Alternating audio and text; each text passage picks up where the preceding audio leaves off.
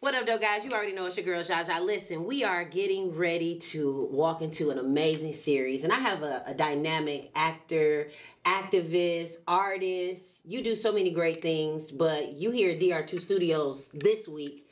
What do you love most about bringing your art to life in a studio like this? I mean, like, we just in a place to where you can see the vision, you know what I'm saying? You walk in and get inspired just off rip, you know, like, I found this place shooting a music video. Wow. And I didn't know this was like a movie studio or nothing. I just thought they had like a police station here. Then I started going to different rooms. Oh, they got the hospital, they got church, you know what I'm saying? As I was leaving, I caught Dennis. Well, Dennis caught me in the hallway. I had never met Dennis before, but I heard his name before. Wow. So we ended up kicking it for like 2 hours when I was supposed to been gone. And he just looked at me and was like, yeah, man, you gotta look, bro. You gotta, you know what I'm saying? Acting something I was already dreaming about doing and doing myself. So I love that. Yeah, so we just kind of connected on accident. Can I cuss?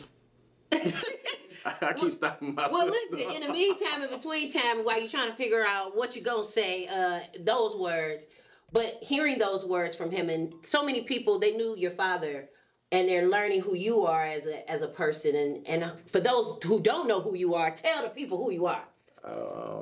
Darnell Lindsay Jr., a.k.a. Lil Blade. Okay. My dad is Blade Icewood, or Darnell Lindsay Sr.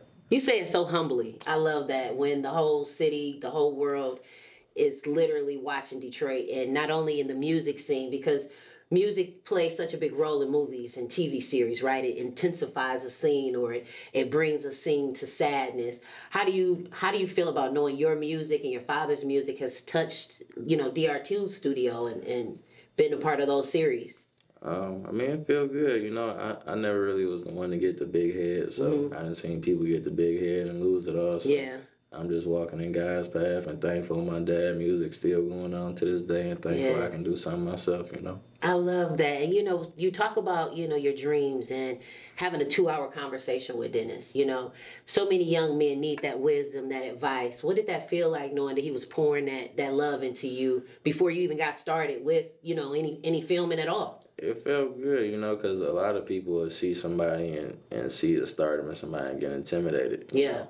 So it was good, you know, just having a conversation with Dennis. I don't think he knew that I can hold a grown man conversation. I can. So I think we were just picking each other's brain, you know. So Dennis, that's my man, though. You know, we getting it in for sure. I love that. To all the things that you've been a part of, can you name some of the projects, some of the features you've worked with, some of the movies and shows you've done, and even some of the stuff your father's done? Right. Well, my dad wasn't involved in any films before he passed, but me, I was in season 3 of BMF this past season.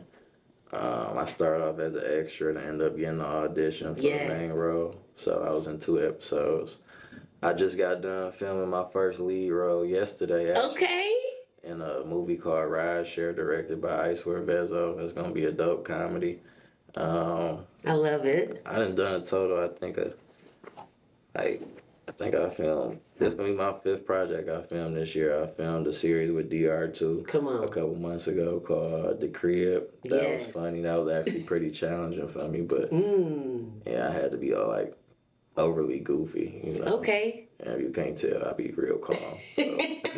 It was good though, we got the job done, but I'm just blessed to be in a position where I can work, you know. I'm just grateful. I love that. And to all the young men who may not have grown up in the best environment, or they may have great parents, or they may just say, you know what, I don't know what I want to be. What advice would you give to them, and what do you think DR2 could possibly do for their careers?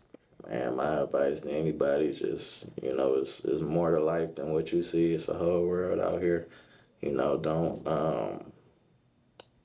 for lack of a better term, don't do what the dummies do. Come on. You know what I'm saying? Yeah. You see somebody doing right, you know, listen to them. They might have some game for you, but everybody got their own path. You don't got to be like everybody. You know, you can create your own way, but just make sure you doing what you're supposed to do, you know. I hear you. How can they find you? How can they follow you on social media? All my social media the same, Lil Blade 325. If you want to hear my music, just type in Lil Blade, my old dude music, Blade Icewood. Yeah, that's it. Y'all heard him. Big Blades, not the little ones. Let's go. Shit.